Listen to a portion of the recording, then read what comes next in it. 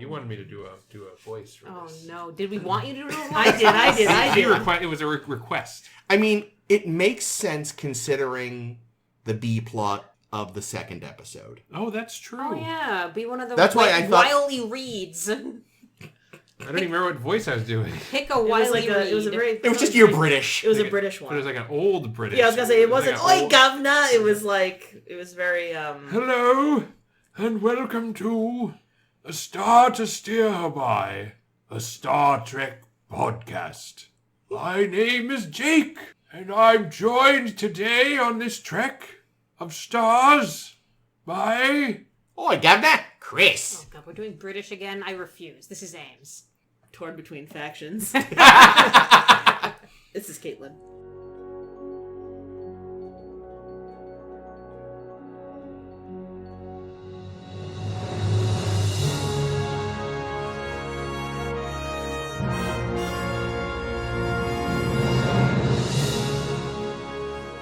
Today we're talking... Oh, this is... I'm so forgetful these days.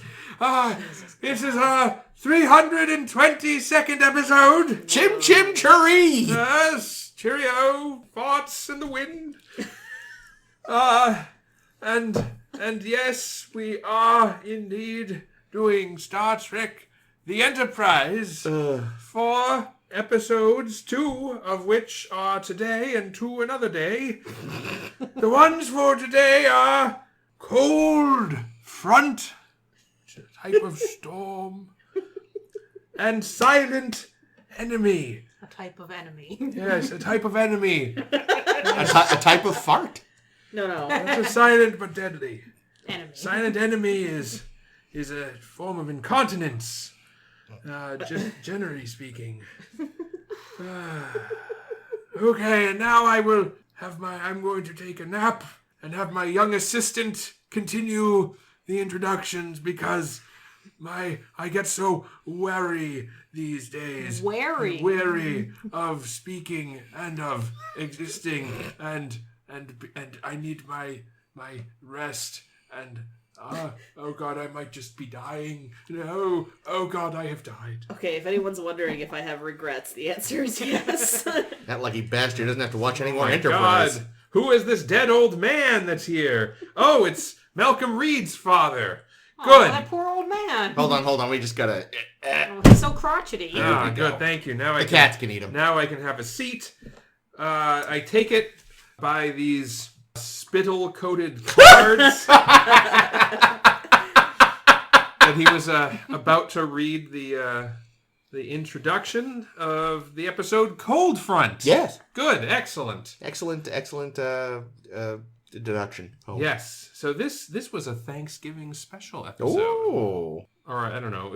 It was released on November 28th, 2001, which I would assume was near about Thanksgiving, probably. Yeah, and November then which, they took 28th? Then they took like a 2-month break, and it's unclear Thanksgiving break. Because UPN almost came to its senses and killed it then. why. Oh boy, maybe. And this one, you'll be pleased to know, was directed by Robbie Dunkey Oh, I missed that. McNeely. Ah, Tom Paris. Oh. he was fine.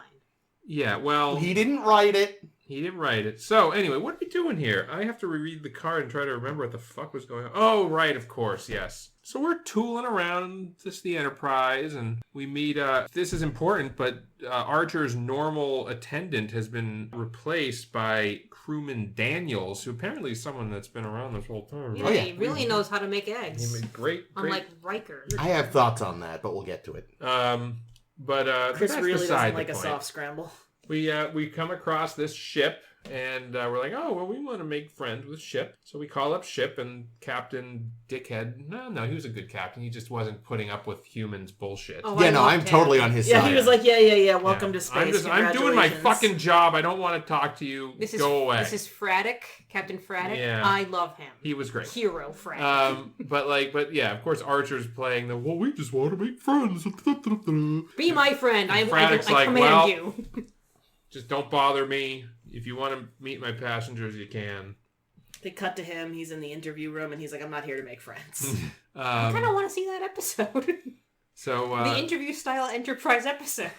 So anyway, we do meet the crew of the ship, and well, not the crew, the passengers. They're these group of pilgrims that are on their way. They're very pious. They're on their way to go witness. They're not that pious. They pretty quickly jump from we're fasting to ooh, free dinner. So they're Catholic. Yeah. Fair enough. Go ahead. They're Well, they're on their polite. We way made to them witness this stellar event of this proto-star blasting off some proto-jizz. Blasting off Team Rocket again. Yep. Yeah, and they all seem very nice. Except, I forgot that at the very beginning of the episode. Oh, the teaser thing. Yeah, we're in the weird time room from the Suliban headquarters. Oh, that's what was going on in there. Yeah, and it looks like our old friend Silic, who I don't know if we knew his name then, but we do now. I don't think we did because it wasn't on the card before. Okay, so Silic, who was the guy that Archer had the fight with in the pilot, well, he's laid out on a table, looking like he's being tortured, and it turns out it was because he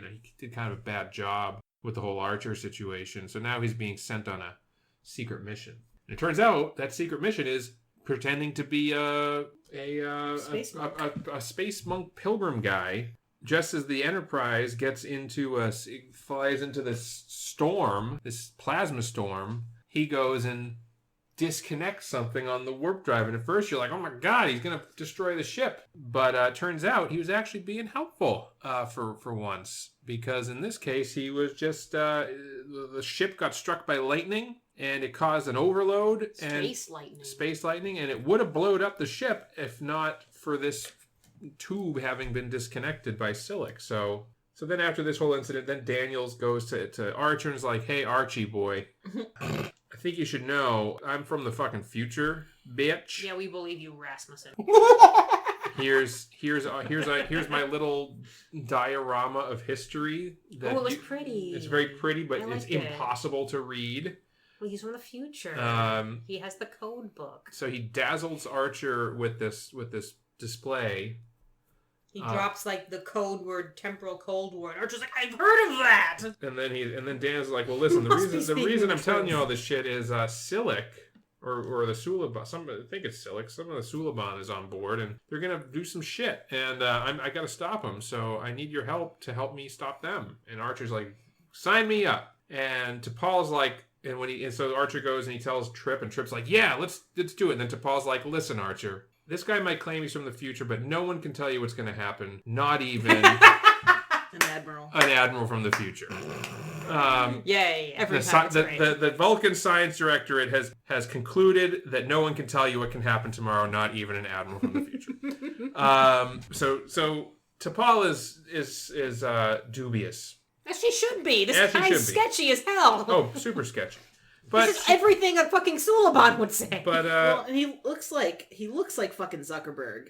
Yeah, Ooh. he looks like a tool. So like when he said, are you human? More or less, I thought, yeah, right on. So anywho, while they're helping him out, he's got some cool gadgets. He can walk through walls. He can use his little timey-wimey machine and look at the timeline. And Trip tries to get like some sports almanac info. It doesn't go well. That'd be a good movie. And Old man Trip. I actually made a Back to the Future joke. They were like, how do we know he's telling the truth? And I was like, do you have like a newspaper from the future that you could show us? Just carry it around with you wherever you go. Yeah.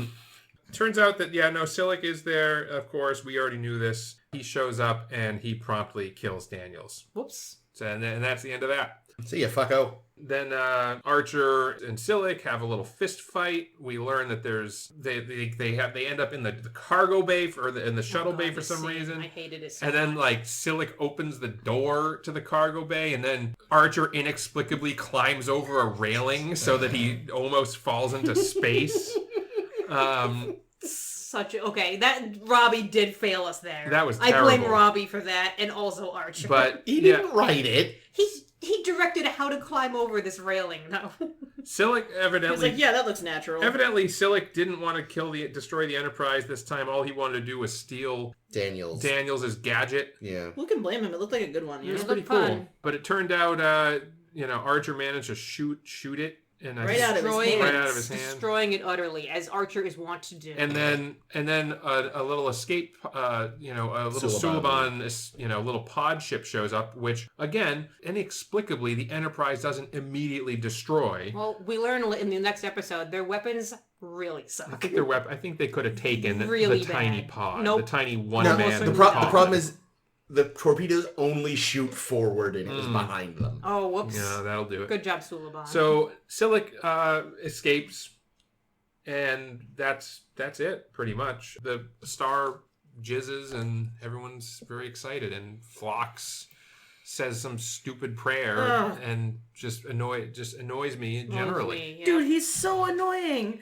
Oh, here's our traditional greeting that I learned. I was there for 3 hours, Captain. Let me show you off all this shit. He's Because just I'm so he's fucking just such smart. a smug motherfucker. He is. Even It was if he's just- not being bad, it's just like you know people like him, and you're like, yeah, they're not There's- people you want to be. It's around. weird. I know we keep making this comparison, but it's like somehow Neelix would have done the same thing, but in a way that would have been endearing, not enraging. Yeah. Yeah. Like I There was a lot of smug bone in his sweet body. I can't find it quickly in my notes, but I remember like the line being, "Do you want to join us in our incantation or whatever?" Yeah. And then Phlox just starts reciting it. It's like, you said join us, Yeah, not bitch. lead us, join. But they seemed fine with it, so I think it was Yeah. just the writers fucked up. Yeah. He should have said lead. Someone should have been like, should this say lead?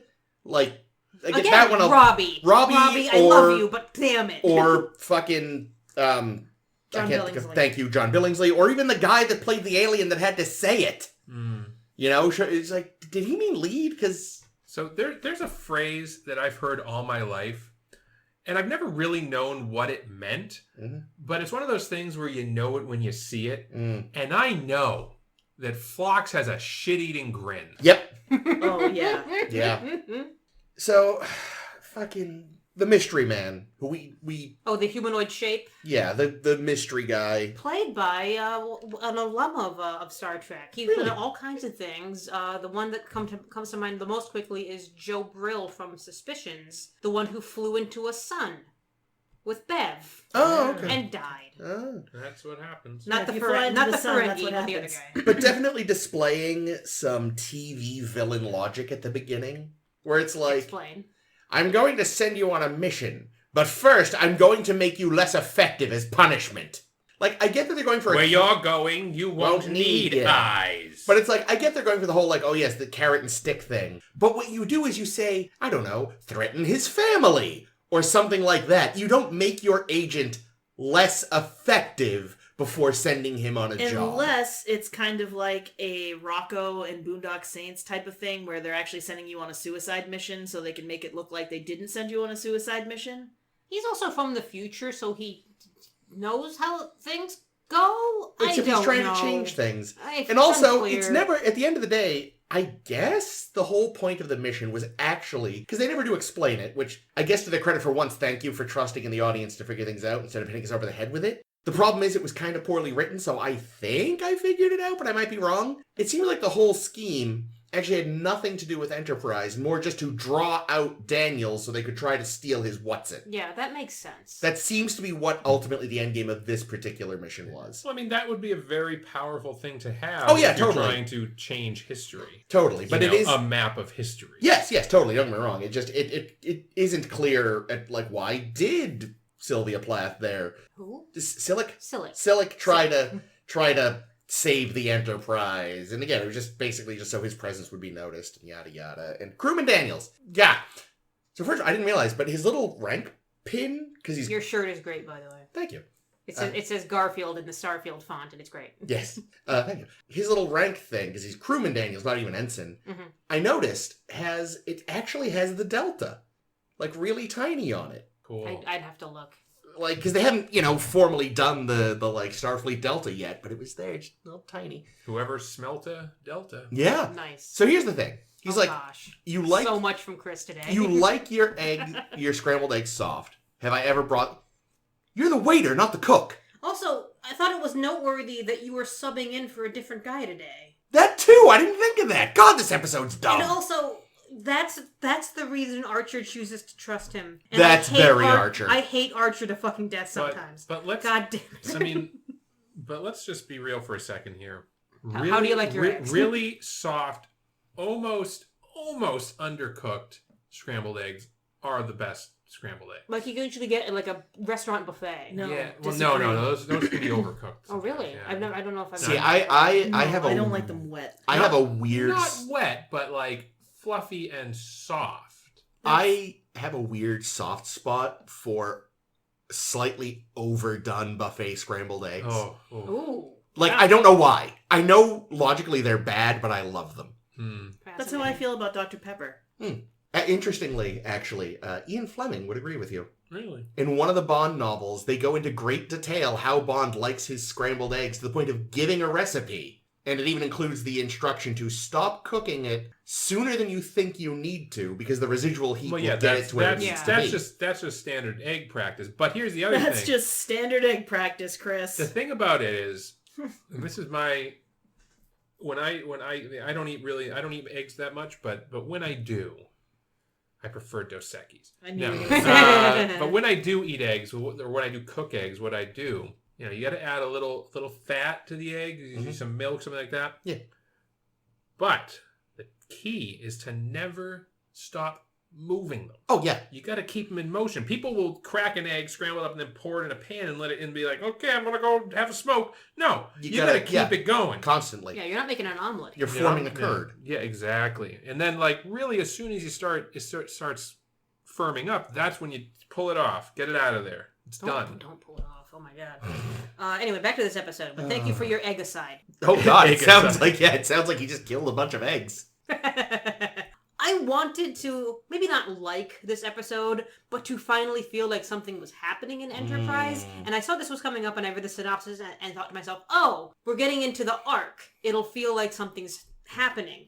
And then I watched the episode, and the whole time I'm just perplexed. There were way too many MacGuffins. In that final fight scene, I had to watch it twice because 3 different items get dropped on the ground, and I had to go back and check which was which, because first Silic drops his phaser, which is why he can't just shoot Archer. Next, they shoot the timeline box out of his hand and destroy it, and that falls off and it gets destroyed. That's thing 2. Next, Archer drops his walking through walls phase machine out an airlock. That's thing 3. And then the very, very final scene, he's playing with the clock that the Pilgrims gave him, and I said, which thing is that? And Jake says it's the clock. I'm like, there are too many handheld items. And it all to kind keep of looks track similar, too. That's the other thing. Yeah, because everything in this fucking show was so obviously designed in 2001. Even the shit that Daniels brings from the future is chintzy, plastic 2001 garbage that looks like a fucking CD player. The fucking prop design on this show is so bad. I'm also not unconvinced that like Daniels isn't a villain. Suliban? Or not a Suliban. Daniels definitely not a Suliban because Silic killed him. No, I'm not unconvinced that he's not a bad guy at this point, right? Because he's doing shit that every other time cop type person we've met would never do. Yeah. Praise Duquesne. Like showing Archer the paths of history, that doesn't seem like a good thing. Like basically just being out and open about being a time cop in front of the crew, no secrecy around it whatsoever. Yeah, he should not reveal himself so quickly and try to play the game longer. That might be interesting. If in like season 2 we learn, oh, he's from the future and he's been playing us this whole time. Well, that's my biggest complaint about this. So we just were watching not too long ago the episode where it is revealed that Seska is a Cardassian operative. Because it happened to be on the Star Trek channel. Yeah, it was on the Star Trek channel today. And I had already been thinking about that episode, and I was also thinking about Eddington. Mm-hmm. Eddington's episode. Our boy Eddington.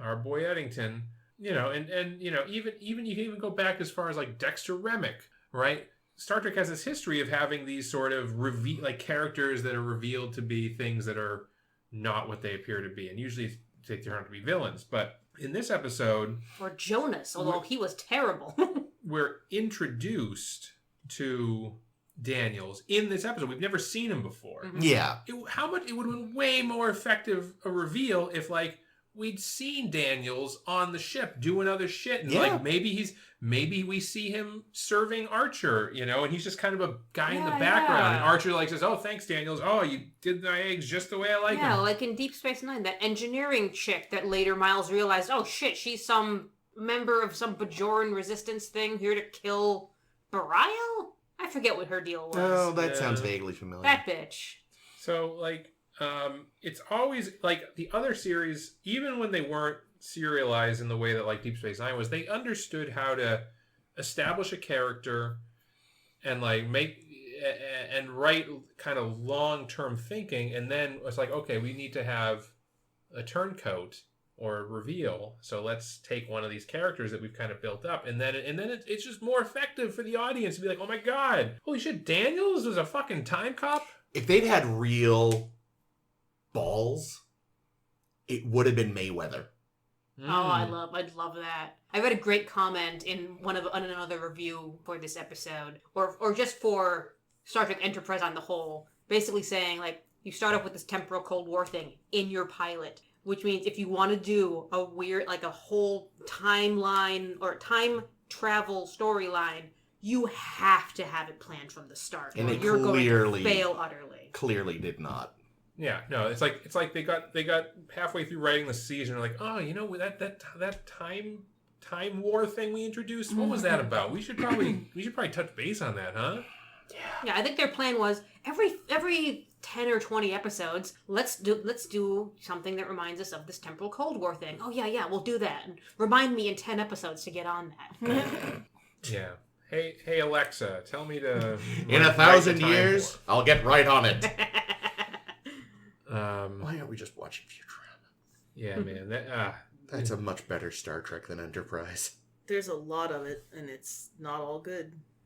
And It's you all know, better than this, though. I'm Even not- some of the crap is better than this. I'm also not giving Robbie a pass on Oh, poor Robbie. because like I like Robbie, and I don't think it's really his fault this episode was so stupid, because that started at the top. Mhm. But I cannot ignore how fucking bereft of tension everything from when Selleck sneaks into engineering, really. Everything from that point forward should have been fucking tense. It should have been. The next episode is way more tense when the shroom people get on the Yeah, ship. there should have been shit like that going on. Mm-hmm. You know, instead we have this lackluster 2-second quote-unquote fight between Selleck and Daniels, which is over before it starts. Yep. Everyone leaves the room. Mm-hmm. Are we certain Daniels is dead? Actually, Chris might know, so I won't ask Chris. And Jake will know, so I want to ask.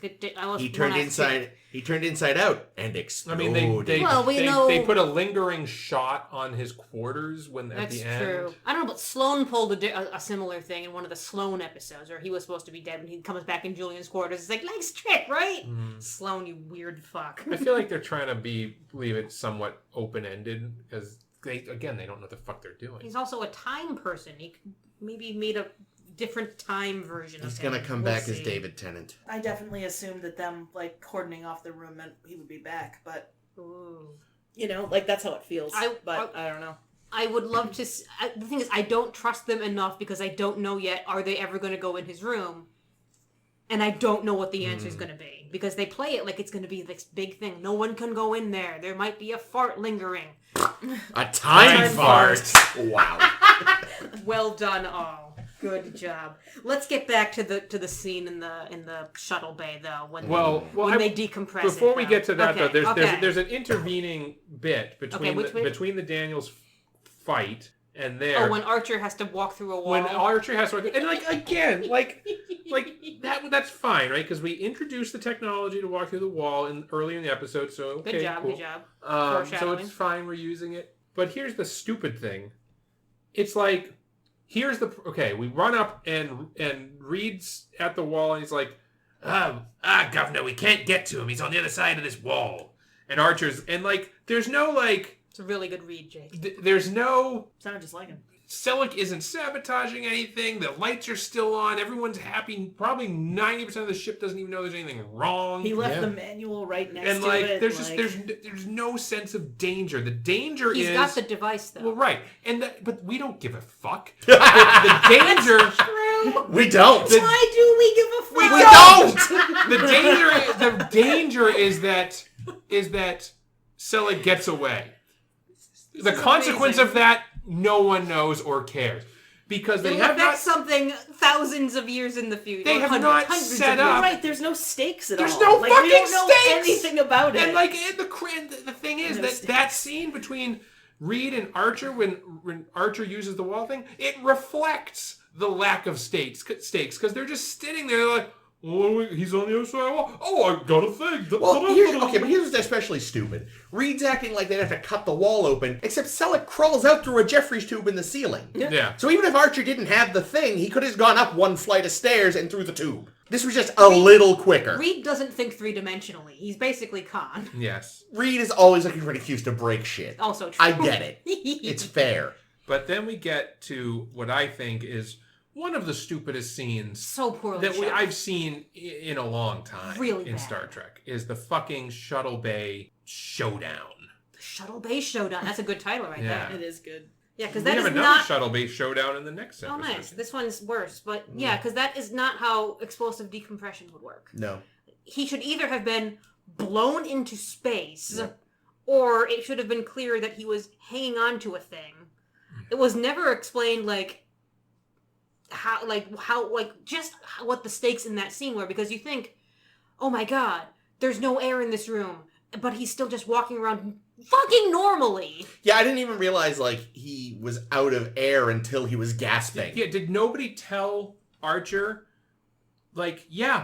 being in a vacuum is gonna fucking hurt a lot. It's not just I can't breathe. It's holy shit, every blood vessel in my face and eyes is exploding. Yeah. My lungs want to burst out of my chest. I should, you have seconds in a vacuum. Yeah, there is, and this may spoil a little bit of For All Mankind, but I don't think you guys are ever going to watch it, so I'm going to spoil a little bit of For All Mankind. There's a moment where some characters have to go outside on the moon, and they basically have to prep them for a very, very long time, saying, okay, this is what's going to happen when you go outside on the fucking moon. You cannot have any air in your lungs, or it will fucking explode your lungs. Yes. And this, did Archer exhale? Who knows? It was unclear what was happening in that fucking scene. What's funny is, do you know how I know you're not supposed to have air in your lungs when you're in a decompressed area? Oh, tell me. A fucking Star Trek novel where Wesley is in a room that loses its atmosphere and he goes, oh shit, I have to breathe out before there's a vacuum in here. Yeah. Yeah, so, and just, this should be a very fucking tense scene because Archer's in jeopardy. He can't be breathing. Well, yeah, but what's the consequence? Archer might die. Oh no. Well, the other thing is, it's nobody told Bakula that he's supposed to be... Did they not have the science? I know the science consult wrote the next episode, so think- apparently he took this one off. Yeah, he was smoking crack, is what he was doing. And here's the other thing, and just to add insult to injury, okay, they open the fucking door. Yes. Archer, There's a light breeze. and They turned the fan on in the back. and and it's the director, Oh, Robbie McNeil, Robbie. or the science, somebody didn't stop to think or ask somebody hey, what actually happens if you were to open a door in space? What would actually happen? Especially a big door like that. And it's not like a little pinprick. Yeah, well, a little pinprick, we know you see air rushing out from inside. God damn it. God damn it. No, but in a situation like this, I don't know what would happen, but intuitively, I would assume that the room would decompress basically instantly. Mm-hmm. Yeah. It wouldn't be a continuous flow of wind. Yeah, with a door that big, it would all be out. It would be out in a millisecond. Unless they're thinking because there's active air pumps as well.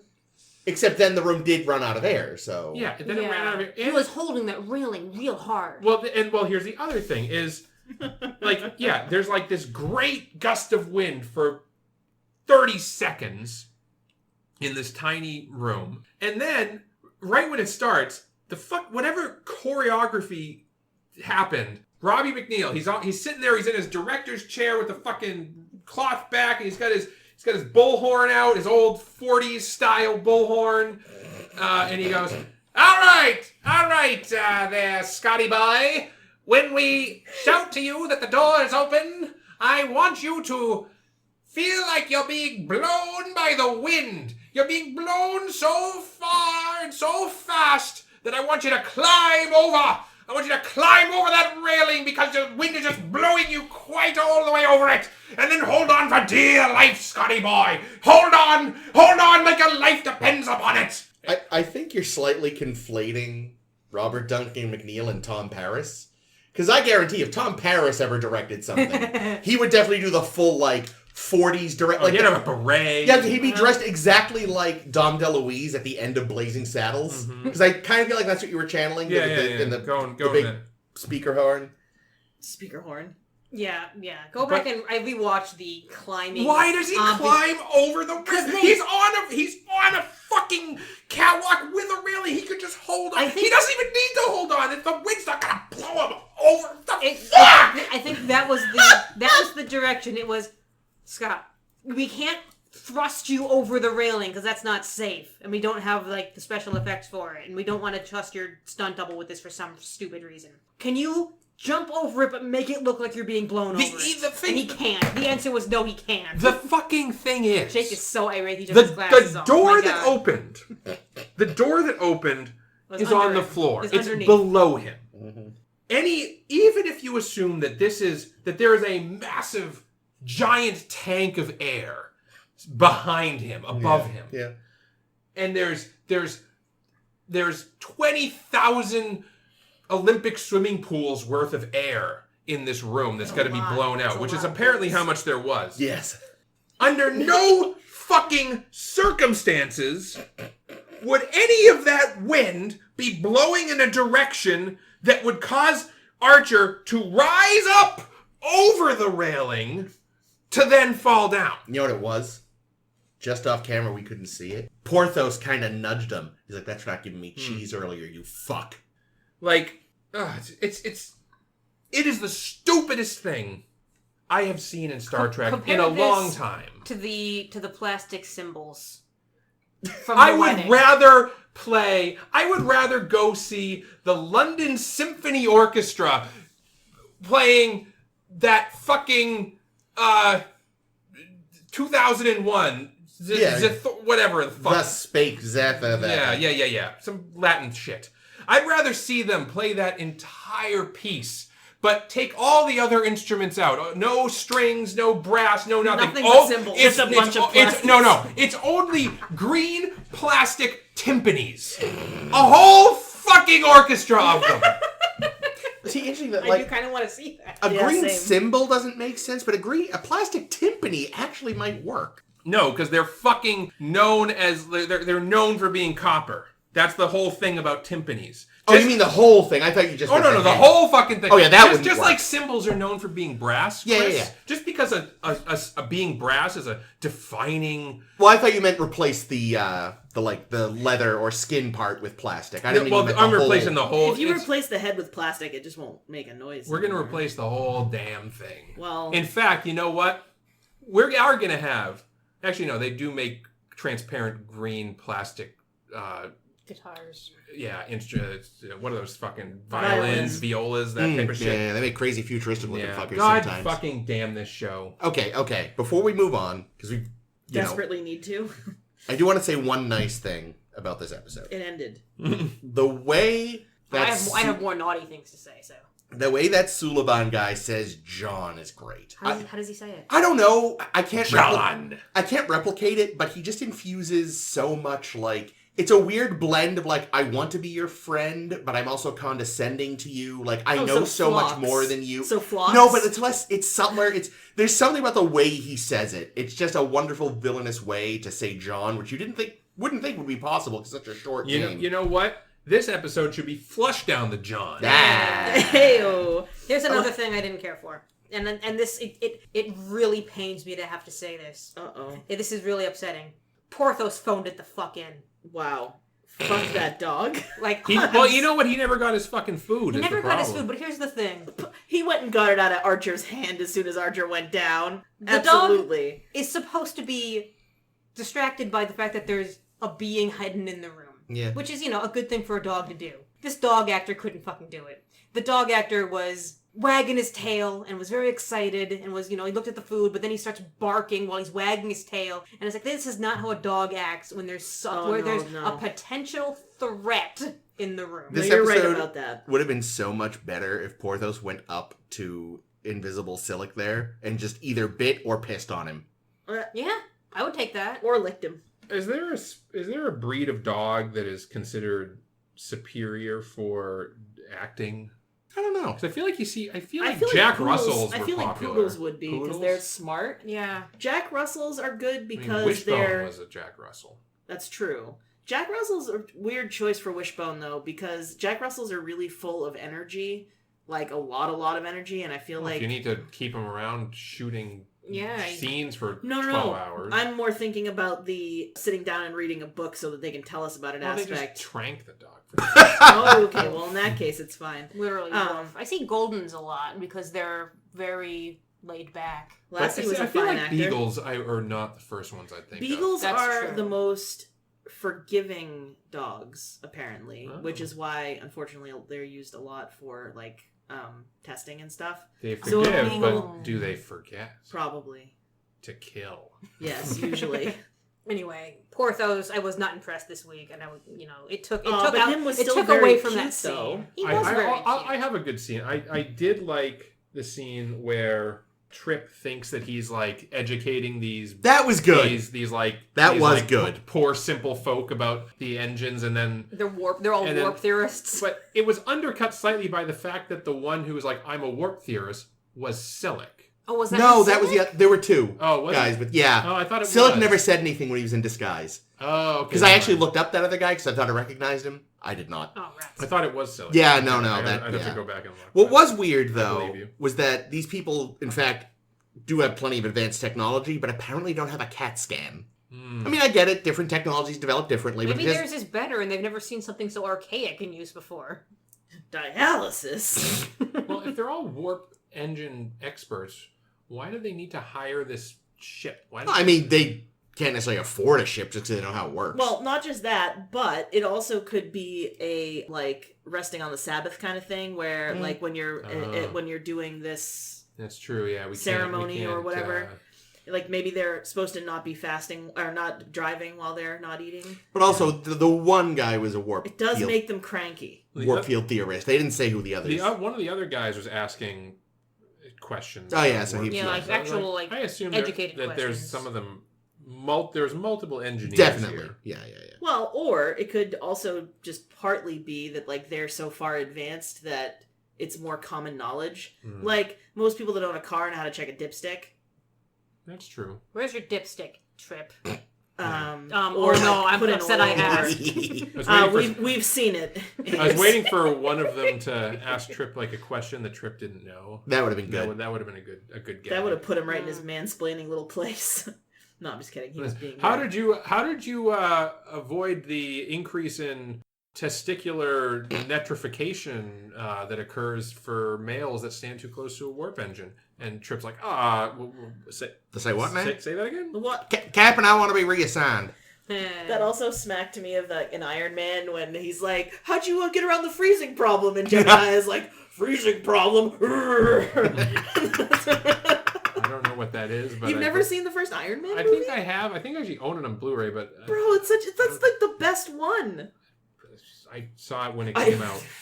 Don't give me that. Go rewatch it. It's your homework. Fine. That I've movie seen- fucking rocks. I have stopped watching. Yeah, stop superhero watching them, but movies, so- only watch Iron Man from Okay, now on because clear. it's the best one. Here's another note. All right. They gave Hoshi and Mayweather something to do today. Talk about sitting in the fucking chair, and Oh it my was God. a That was painful so. scene. Oh man, I wanted it.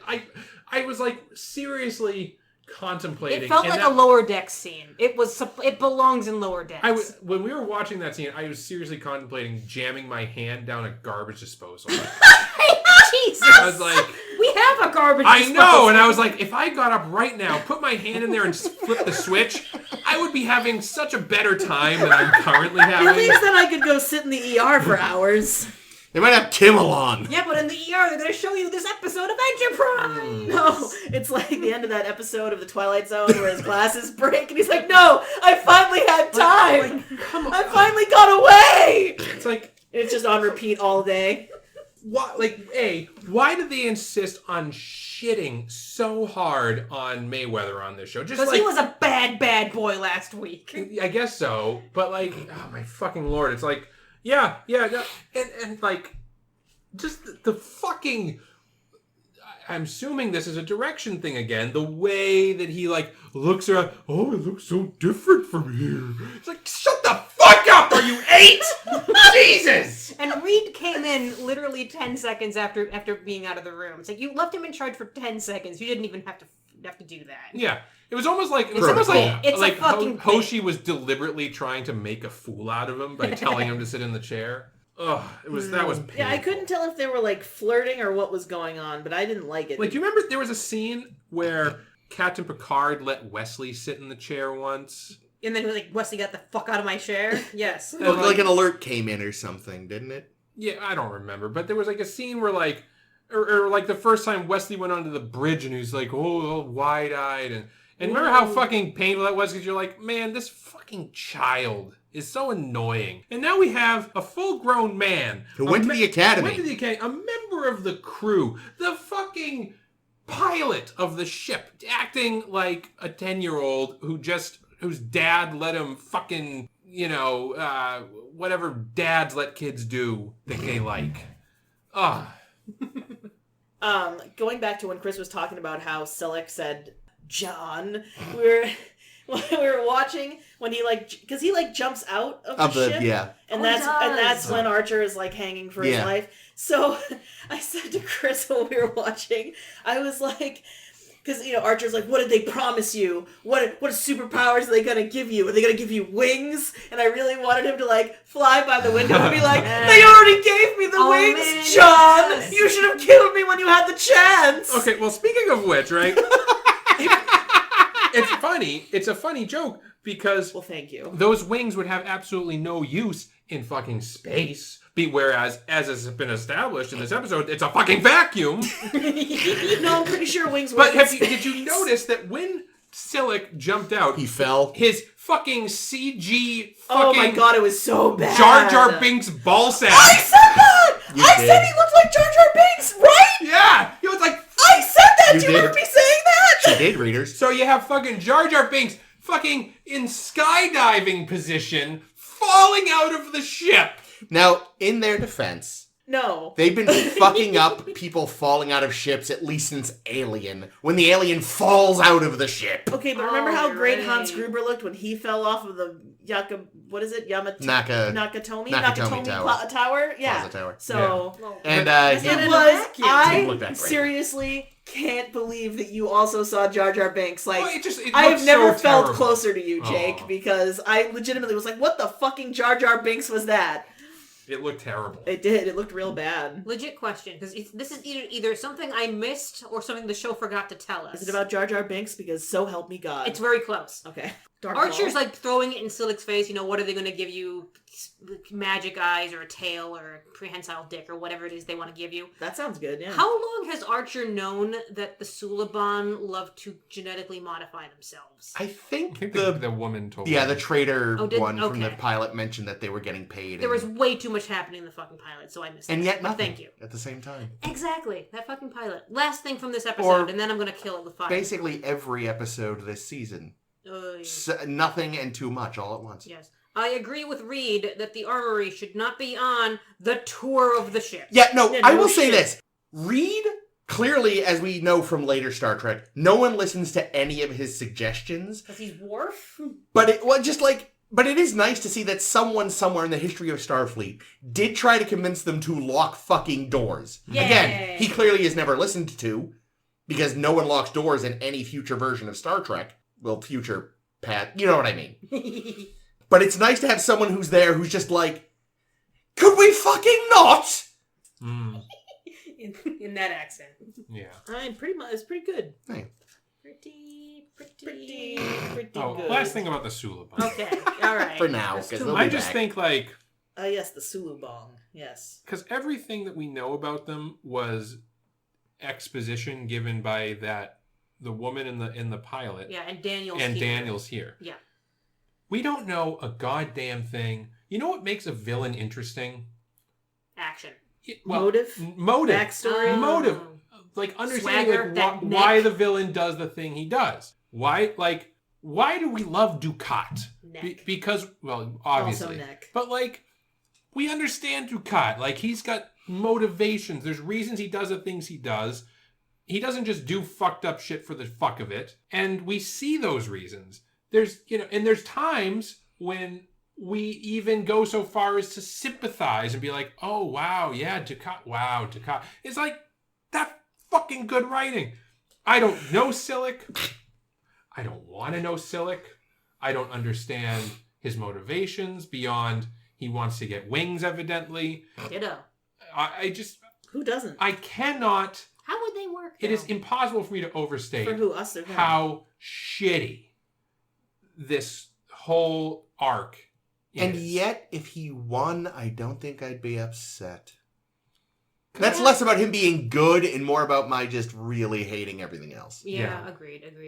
Well, and like, here's the thing. If he won, we wouldn't even know it because we It's don't the give future. a shit. It's also that far in the future. It's not going to affect us. I don't give a crap. Because Yeah. we don't know who it's been established here that Selic's just like the muscle. He's just the guy on the ground getting shit done. Yep. We don't know who the real villain is. I hope No. when they reveal who the real villain is, it's something very interesting. Borg. It's and definitely exciting. Borg. Every time. No, this isn't Picard. Oh, I will- wow. okay. That was an interesting laugh that came out of me. Yeah, that was a sound, Ames. Wow. One And actual we have it on tape. final Yay. thing, and then we'll move on. Okay, thank God. Whenever T'Pol it goes on about how the Falcon science director has established time travel isn't possible, I just want over her shoulder for there to be a window and like the original series Enterprise going by with Spock like doing a double peace sign from the saucer. The thing is, her point is good in that, doesn't she say, or did I just think this very loud? If the problem was you had to get this guy on the Enterprise, why not just do this a day earlier and deal with it then? Actually, Caitlin had an answer for that. Oh, it seemed to me that Daniels didn't actually know what the guy he was looking for looked like. Yeah, And he he said said he he wasn't couldn't- able to scan for his life signs or whatever. So I think he wouldn't have been able to do that because he didn't know who he was looking for. I think he needed him to be on the ship to catch him there. Although what he should have done was shown up the day before, and then just had a little sign Vat of eggs. close. Oh. A sign that says, this way, free genetic modifications, pointing to a plate of birdseed under a box with a stick and a string. All right, let's actually move on. We've talked far too long Okay. about this All right, fucking well, episode. let's see. Boy. Well, and there's only going to be more. A lot of it was funny though. Maybe this will be better. We'll find out. No. I did prefer this one, if that helps. Silent but deadly. Silent enemy. Silent friend. Yeah. So in this episode, this is actually a callback to an earlier episode. We're out tooling around and we're dropping bombs, dropping fat butt plugs in space. Little Oh, what is it? Echo 2? Echo 3 to Echo 7. Some sort of subspace hoodly what. Han, old buddy, do you read me? Oh, no, I don't.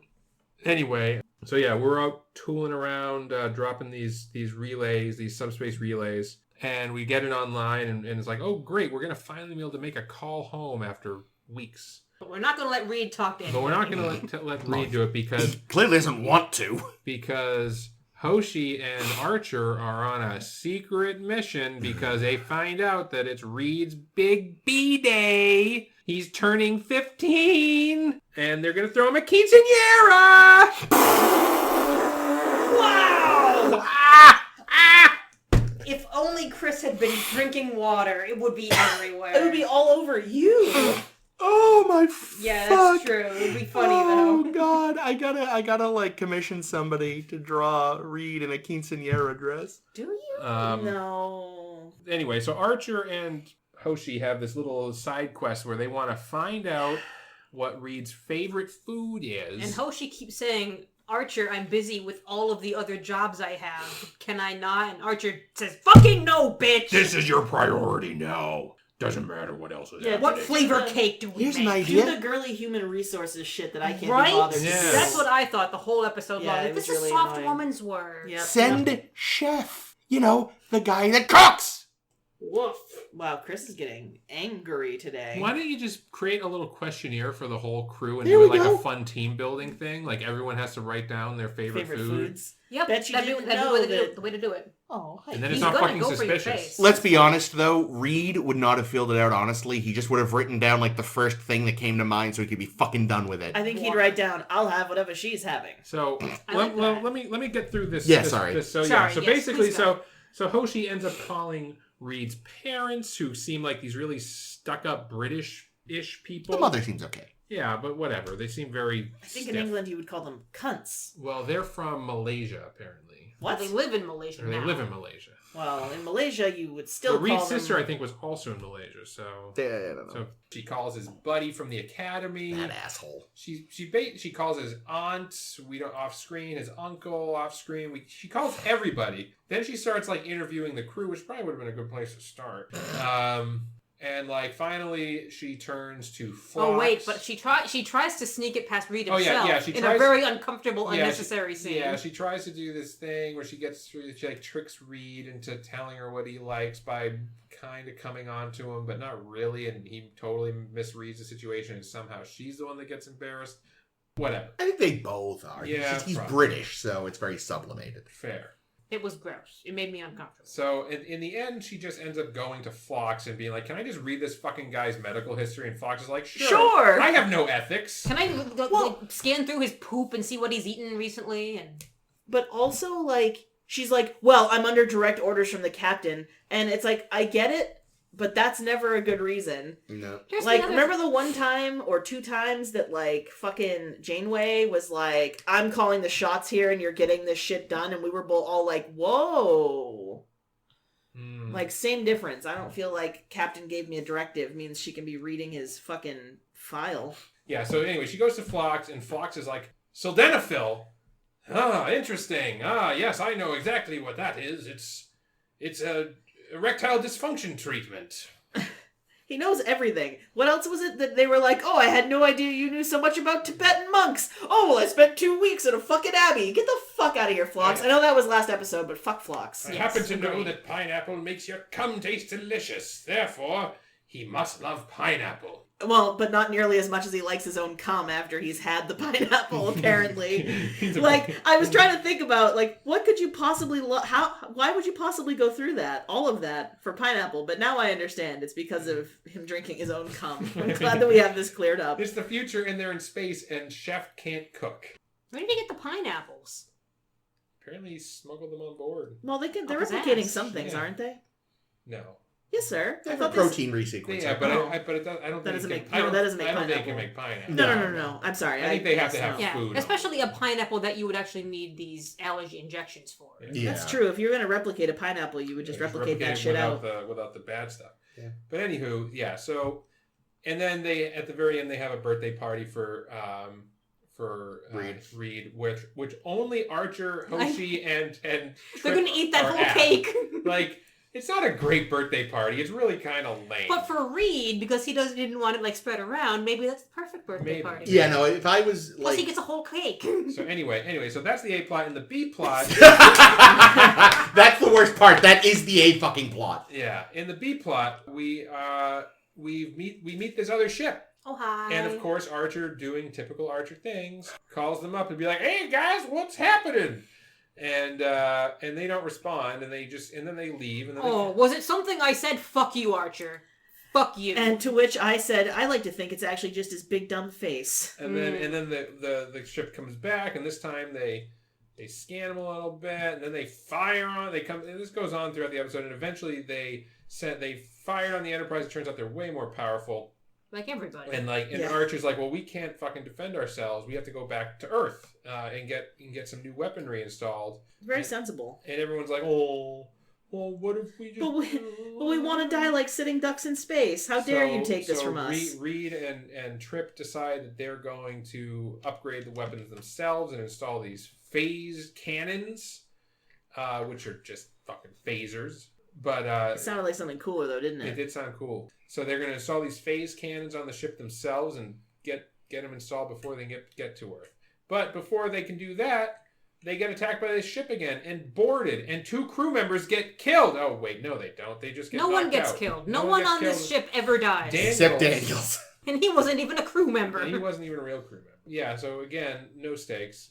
Slightly higher stakes as the lights are off. But Hey, there were a few seconds where we thought those guys were dead. I thought they were dead. I was shocked. I still oh thought they were wow, dead. we killed some red shirts. Nah.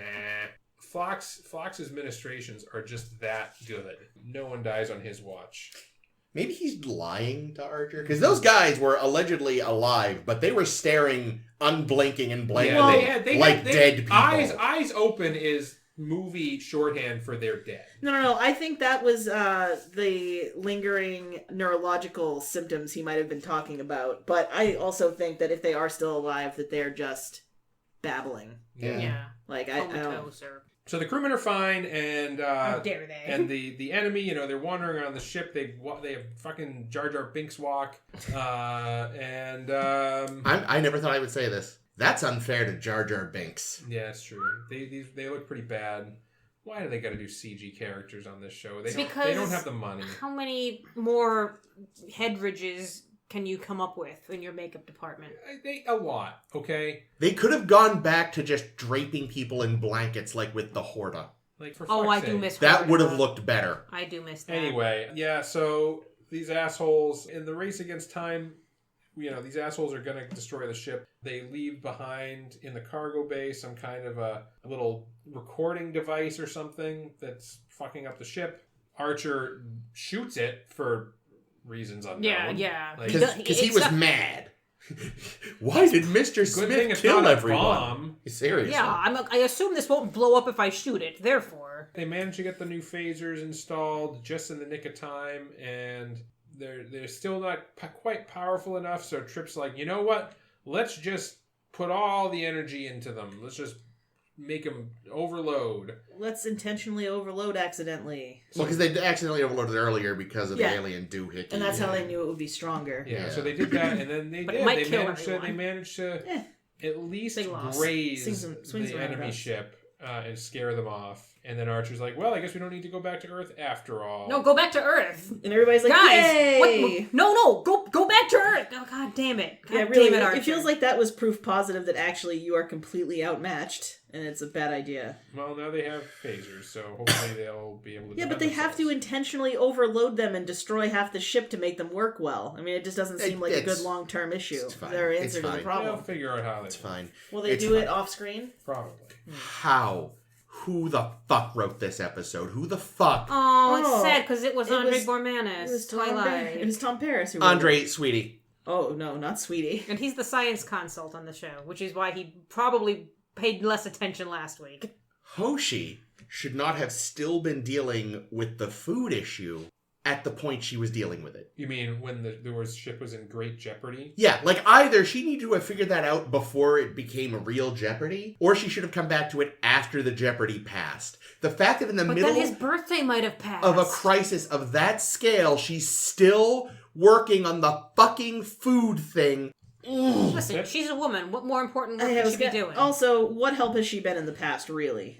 That's why. That's I think one of the biggest problems with this show overall is just like we talked about in the previous episode. Is like they don't know how to build tension. They don't Nope. know how to make things seem dangerous or any sense of risk. I don't know. I was starting to think someone was going to die if they found out what Malcolm's favorite food was. there was. That's okay. Here's how it could have dovetailed beautifully. She figures out it's pineapple. Oh, and the aliens are allergic to pineapple. Lethally. And they haven't taken this injection. And, like, Actually, that would have been she's- pretty good. Yep, she's going down the hall. Baby with a gun. She's going down the hall with the cake. The alien, she's like, ah! She throws it in their face just instinctively, and the alien starts like bubbling and hissing, and it's just like, they're allergic to pineapple! And Reed goes, oh, that's familiar.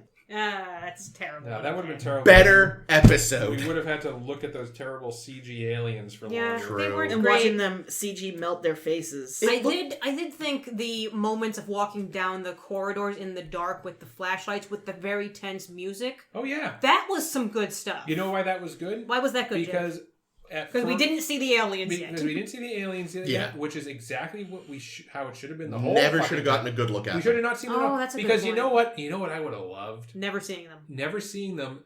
And then I could have gone on in my merry headcanon that they were the Romulans. But no. Oh, They rats. showed us. Maybe they were in disguise. Maybe. No, they certainly Um, weren't. Here's Andre Bormanis' quote on that item, because he was interested in having a villain race whose motivations you're never able to learn, because why would they tell you? The quote is, "I think our earliest encounters with alien life forms would leave us utterly baffled." True. But if I may quote Jake, we already have an enemy whose motivations we don't understand. The Suliban? Suliban. Yes. Well, I mean, I like this.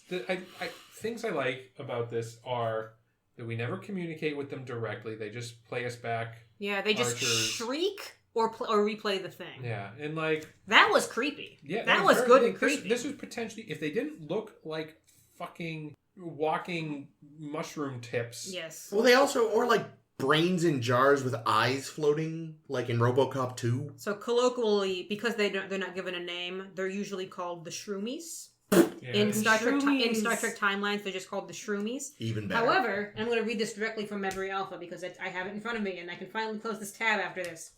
In Star Trek Online, they return as part of the game's Legacy of Romulus expansion pack and are known as the Elakai or Elachi, unclear. They are allies of the revived Romulan Star Empire under the command of Empress Sela! Fuck no. They- Fuck whatever that They're is. connected to your boys, the Romulans, after all, though. Well, they had a green. Their Green warp, ship, Their yeah, warp yeah. thing was green. Which Good point. Was like, However, that's got to be wrong. Also, in a novel by Christopher Bennett, they are known as Vertians and launch a number of attacks on Federation ships, which eventually are discovered that they communicate empathically and thus didn't realize that non-telepathic species were sentient, which doesn't make sense because they were able to replay the message Yeah, no, back that doesn't make sense.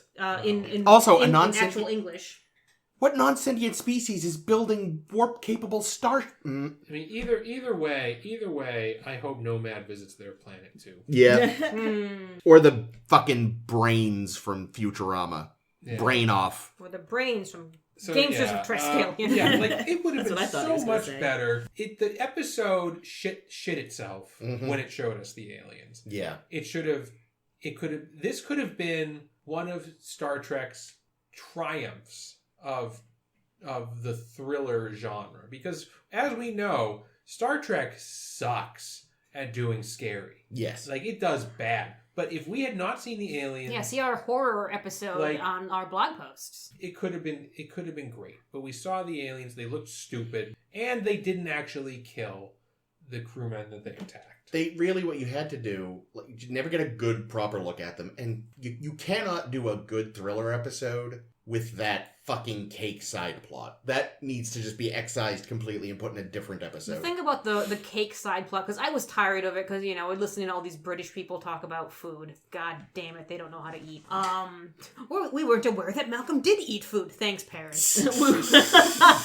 You know, we've known him for, how old is he? 32? When was his birthday? We've known him 32 years. We've never seen him eat. Yes. But- In their defense, have you had British food?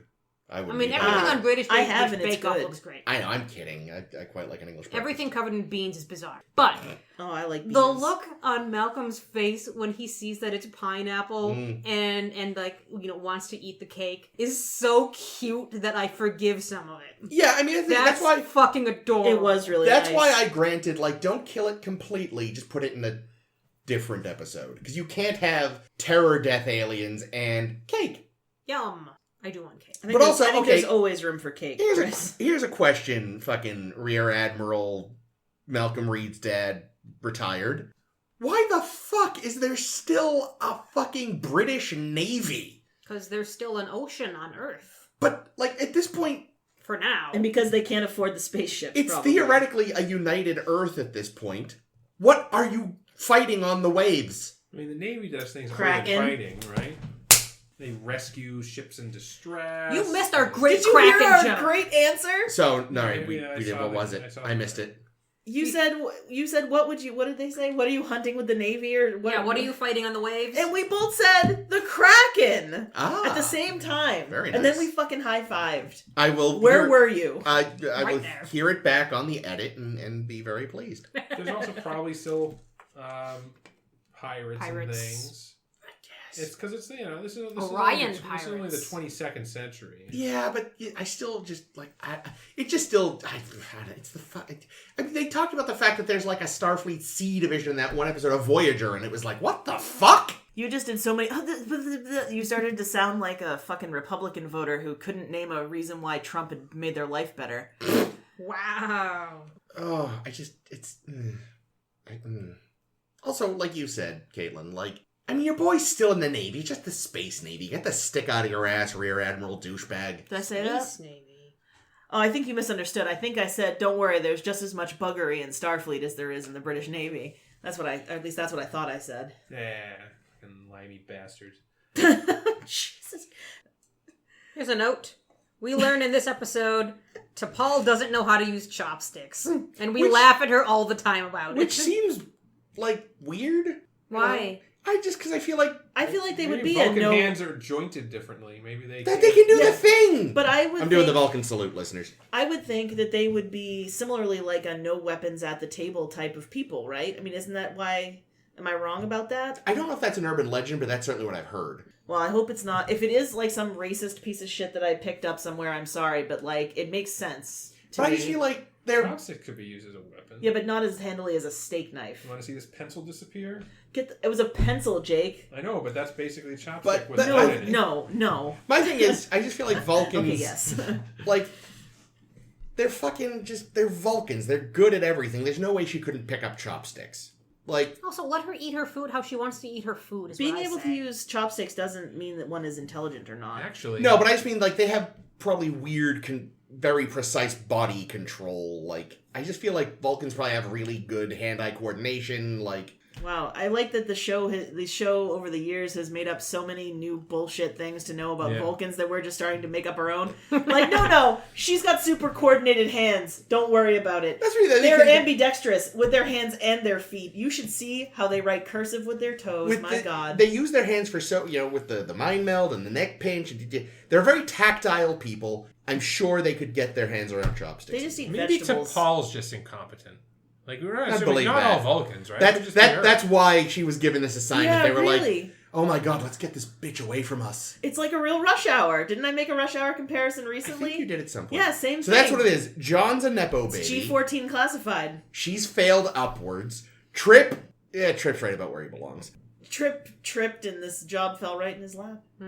Oh, he did get his apparently he had a girlfriend no one knew about. Yeah, that news to me. That broke up with him in this episode. And he really cared for... Over subspace like a bitch. Well, here's the He thing. cared for exactly 30 seconds. We'll probably never hear of her again. She probably had no idea when they were coming back, though, right? I'm sure she had no idea they were in a relationship. I mean, yeah. Woo! Okay, being fit... Well, here's the other thing too, though. Like, Trip, it's interesting this never came up before because Trip, like, went on a romantic date in a boat with a girl and got pregnant. Yeah, maybe that's why she heard about that. Like, Well, word does spread. But also, though, like, this poor woman, like, if they really were, they were doing this thing, and, like, she'd been made to understand, like, yeah, so here, I'm gonna be on Enterprise.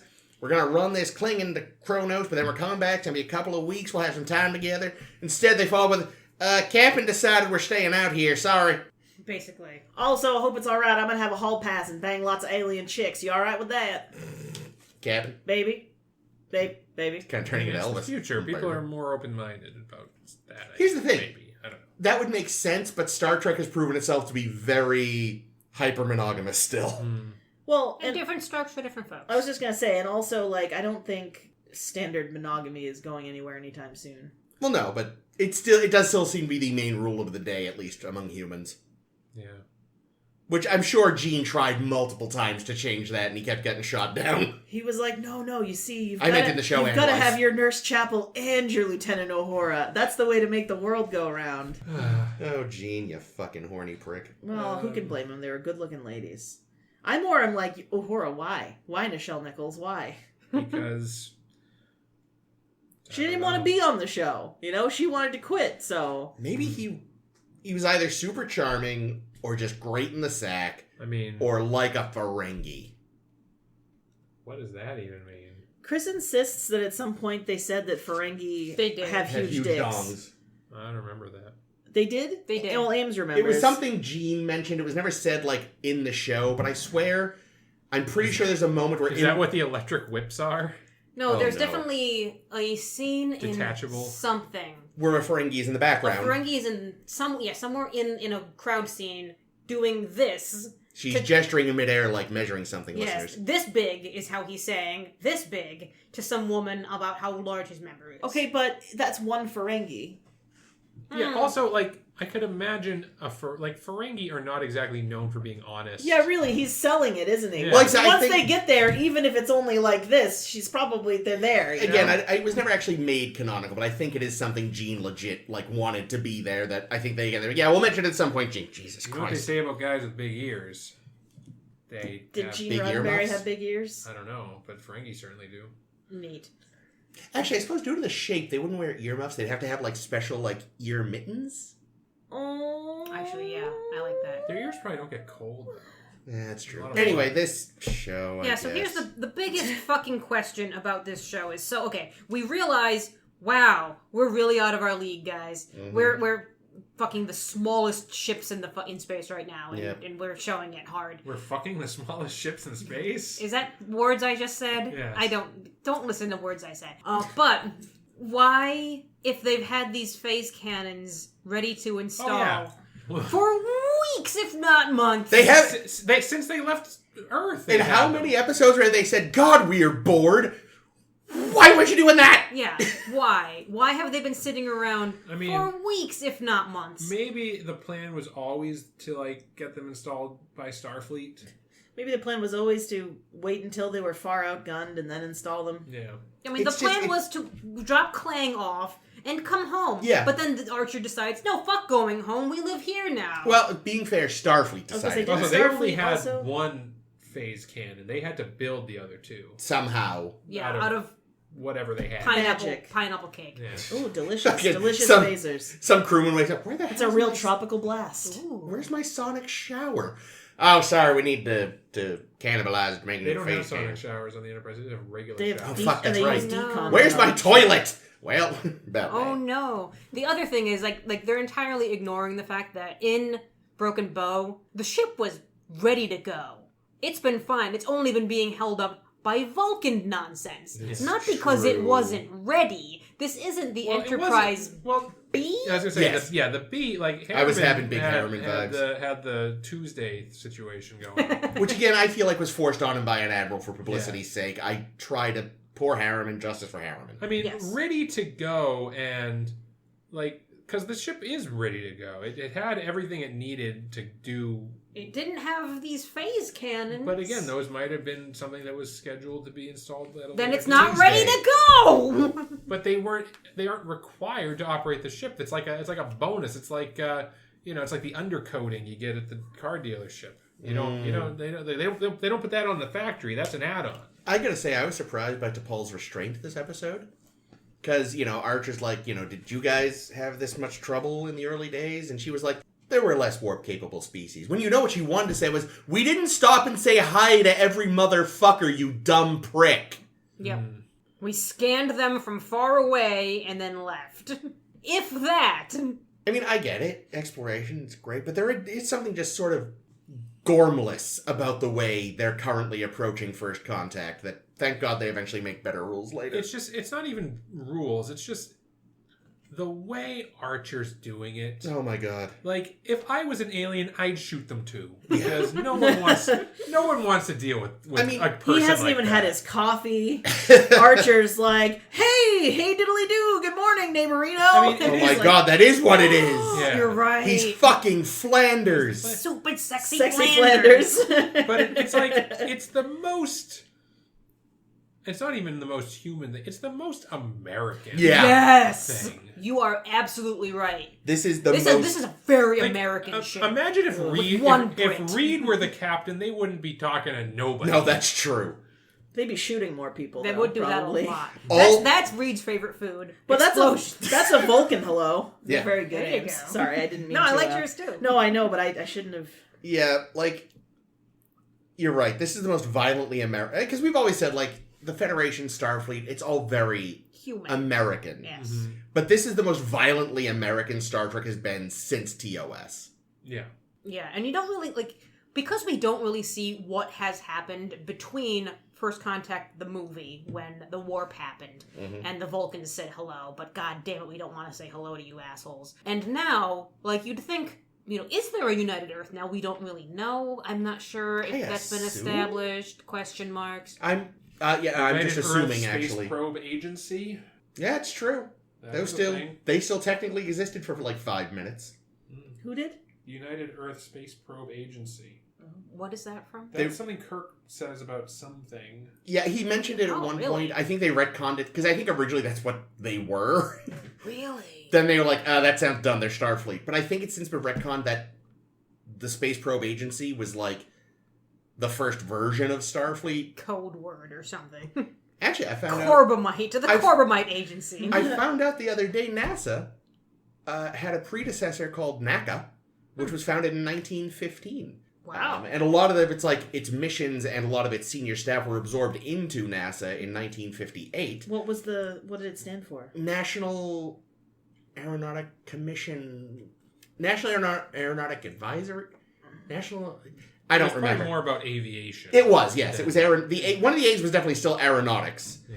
But I think the other was advisory or Well, this something. was we always assume NASA is space, but the A is aeronautics, which is planes. Yeah, that was it. They were taking over NACA's work while tacking on the space part. But yeah, in that regard, so NASA in some way, shape, or form technically has existed far back as 1915. I also wonder if it's like the United Earth Space Probe Agency is the official name, but everyone just calls it Starfleet because it sounds cooler. Or that maybe it that's what they were calling it, and then at some point they were like, fuck it, let's just change the name. Yeah, exactly. Maybe once there's actually the Federation, and then it's like, all right, well, now it can't be the United Earth. We call it the Federation Space Probe. That sounds stupid. Let's just, you know what? We've been calling it Starfleet. Just call it that. Yeah, how no one says the H4 Hercules. Everyone calls it the Spruce Goose. That's true. We watched The Aviator the other day. It's a very strange. I was going I've to say... never seen it. I was going to assume you'd watch... Leo is great in it. I was going to assume you'd watch that episode of The Simpsons. Get in. That's the Spruce Moose. Yes. Yeah, that is a weird... I only saw it in theaters, but I remember liking it. It's good. It's very stylized. Very stylized. Wasn't Jude Law... Errol Flynn. Yeah. It's good casting. And Gwen Stefani was randomly in it. Really? Yeah. I forgot about that. And Ellen Alda. Looking great. Oh, yeah, he's fun. Love him. Love you. What else about this fucking episode? Oh, you can tell you can tell how little Archer wants to talk to Vulcans. Because he does not want to ask them for help, and Hoshi says, well, we can't anyway, and he says, thank fucking God. Yeah, but the thing is that's how fucked he knew they were, is because he was about to call them. Yeah. That's how you know shit The done look got on his real. face was just pain. Yeah. Well, because he knew that they weren't going to be angry. They were just going to be disappointed, I feel like Vulcans have that vibe. That's just what they always look like. You could be celebrating someone's highest achievement, and they'd be like, yeah, good for you. Except Cybok. Except Cybok, correct. You're a Vulcan. He's going to show up with one of those little party hats and a little... Blow tickler. Oh, Cybok. Yeah. You I don't silly know. I mean, I really didn't mind this episode overall. I think it had that the some. B It plot, had some of the better moments. yeah, I the thought. B plot was out of place, Mhm. and I really, really wish they hadn't showed us the aliens. Yeah, no. Those are my complaints. That's my thing. Is each plot individually could have worked in different content. Putting these two plots together was just such a bad choice. You know the saddest thing? Because my bar is so low for Enterprise, this might be my favorite episode yet, but that's not saying much. Nope. We haven't got to Dear Doctor. Oh, yet. that's next week. Oh, I know. no. If you thought I was yelling a lot today, oh, You were boy. yelling so much today. You were. You and Chris Well, we were ain't both watched. on a We goddamn ain't watched tear. Dear Doctor yet. I Is it about a doctor who's also a deer? I wish. I also wish, because I'm assuming it's actually about flocks. How have there not been deer people on Star Trek yet? That'd be fun. Yeah, it would be. But I think Star Trek has a bad enough reputation without catering to the furries, Yeah. am I right? I'm just kidding, furries. Yeah, but they already did. They're called vacations. they don't have the budget to do deer people. That's a good point. It costs a few bucks, and they don't. And they don't have to go! Yes! You know what? I don't care. We're done talking about this episode because that's the perfect end point. Hooray! Ames, what's our blogtivity? Marvel activity. So we're continuing to trek through all of the characters Ah. in the original series. We've made it to Uhura, and if I haven't mentioned already, I think we're agreeing to do only Uhura moments that are Nichelle Nichols, so not any of the stuff from Strange New Worlds, even though that is still Uhura. That's the better Uhura now. Fuck, it's a horror week? It's Uhura week. I mean, What did Uhura, it was Chekhov week? I did. Uhura doesn't. No! Shit, I'm not ready. I take that back. Michelle Nichols is the best Uhura, but the writing of the character on Strange New Worlds is infinitely better than it ever was on TOS. I thought she did a things to really do. good job I was about to say- opening up communications that episode. I think New Hora, I don't know her real name, I apologize. Celia something Rosegooding. Thank you. I think she has already had more lines than poor Nichelle Nichols did between all of TOS and the movies. Oh, I'm sure. Oh yeah, in the and first and season. her you could say that. Futurama, probably. Yeah. I'm sorry, I was considering telling you guys, by the way, it's Uhura week, but I thought I had already done Oh, that. I remembered. Oh, I didn't. Fuck, and I didn't say anything out loud. I was looking up Chekhov earlier. No. well, be you'll all go set for last next then. week. Yep. So Chris is going last. Fuck.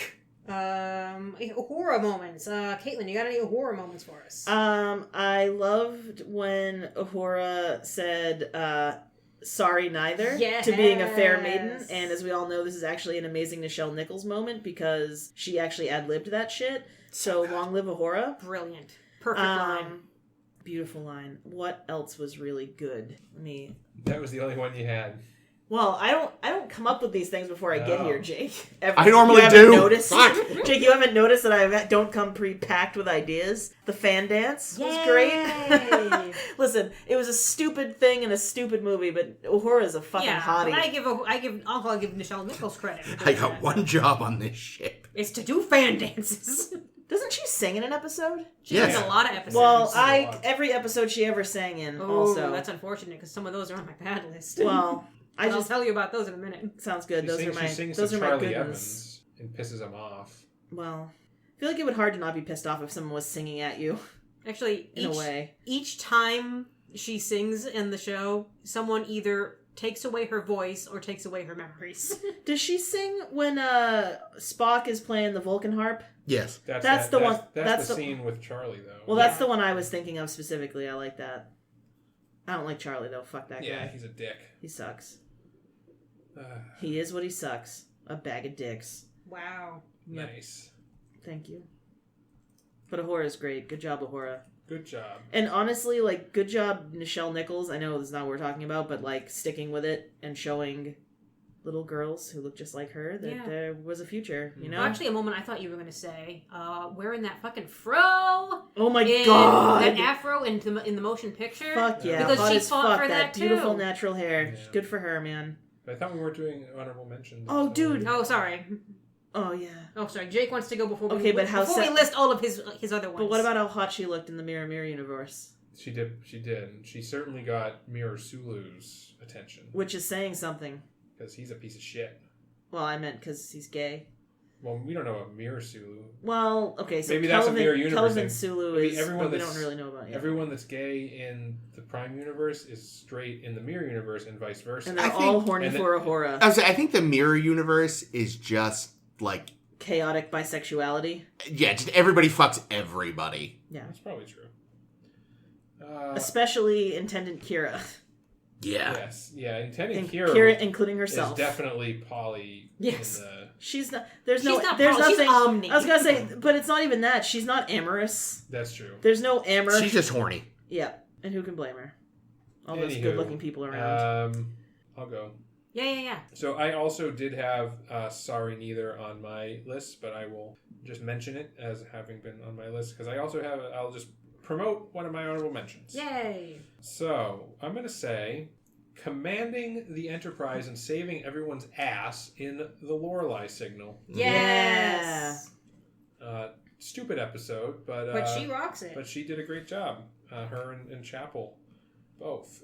I always talk about that episode, so I figured. TCB. Why? What did that stand for? Tasty something. The country's best yogurt. Best yogurt, yeah. Or taking care of business. Yeah. Taking care of business, yogurt. Yogurt business. I'm going to throw in there putting Mr. Adventure in the closet. Fucking yes, Jake. Damn it! That little piece of shit. You gotta jump in, Chris, if you got any on the list. Who's Mr. Adventure again? The guy working with her at that transporter station. In Star Trek 3 when she helps them steal the Enterprise. Yeah. And then I'm going to say, again, displaying her competence by totally rewiring the comm system in Who Mourns for Adonais. Yay! That was the only one I had. Really? Well, that's like when you said Uhura, that sprang to mind immediately. Oh, good. It's okay, we've had the overlap on No, lists. I know. But yeah, no, like Mr. Adventure, fuck that guy. Fuck that guy. Rewatch. Get in the closet. That's like, I think, one of the only times we see anyone other than Scotty, like... Yeah, because Scotty's down on planet pining for Palamas like a perv. But it's the first time we see anyone aside from one of the, like, engineers arms deep in wires and shit. Yeah. It's like, no, she's not just, like, in charge of communication. She actually, like, knows the machinery inside and out. I think Spock is there, and he looks in with her, because I already grabbed a screenshot of this when I was doing a different Who Mourns for Adonais thing. And I watched the scene, and I think Spock says something to the effect of, I wouldn't trust anybody else with this, because she's done this technique before, so she knows. Yeah. And Spock's like, you're like, the one. You're the one, Uhura. This is in the 60s, where you have a black woman who is a high-ranking officer in effectively the military, and who's a competent engineer. And having any competent female engineer in the 60s would have been a pretty big deal, honestly. I don't know. There were a lot of really competent female engineers that worked on the Apollo project. Well, yeah, but they didn't talk about it much, did they? No, that's true. But I just think, it's just another example of why it was very important to have her there. Yeah, and remember, the network balked at fucking number one being a woman in the pilot. Yeah, and we kind of give the show shit for not letting her do much, as we already said. Cutting so many of her lines. She hasn't had a lot of line. But nevertheless, we got to give credit where credit's due, and even just having her on the show in the position that she had was pretty good for the time. Yeah. I think in some ways, like, you look at that compared to how badly, like, some of the stuff with Bev and Troy has aged since the 90s. My and you're boobs just like, are sensitive. No, firm. Yeah. Firm. It's just like, oh. Let's do mirror yoga. Want me to tell you about my grandmother's erotic journal? But that's great. I mean, yeah, but no. Because get it, girls. That's not to say Uhura didn't get her share of sexual assaults, which oh my god, may she or may really not did. come up. Oh, speaking of, I've got a couple moments that I wanted to bring up. Oh wait, I only had two. Oh, you only had two. You snooze, you lose. Yeah. You want one of my many spares? I have a list. Trying to come up with something other than the Lorelei signal. Oh, just say the Lorelei signal. The Lorelei signal. What a great episode. Yeah. A pretty good episode among shit, we'll say. Until she fucking lets Spock take credit. Yeah, what the fuck? I would have expected that kind of bullshit from Chapel, but not from her. Or Chekhov. Chekhov's not in that show. They couldn't afford Walter's two ham sandwiches. Poor Walter. It does kind of suck. And then they made James Doohan do the same voice for 45 different characters. It's like he had Scotty, and then whatever the fuck Eric's was doing, and then everything else sounded basically like that. Yep. Including Bem. Yeah, say Bem. Anyway, I have a lot of honorable mentions. Hit us with it, Ames. Here's a good one though. She fights off a rapist in Gamesters of Triskelion. Oh yeah. And Jesus Christ, that scene is horrifying, and you only really get to see. I think you only get to see Kirk yelling, "Uhura, are you okay?" Meanwhile, she fights the guy off in like silhouette or something. Doesn't she bite him or something? Something. I think she smashes something over his head. Good I forget. For her. Fucking get I forget, but goddamn, Uhura.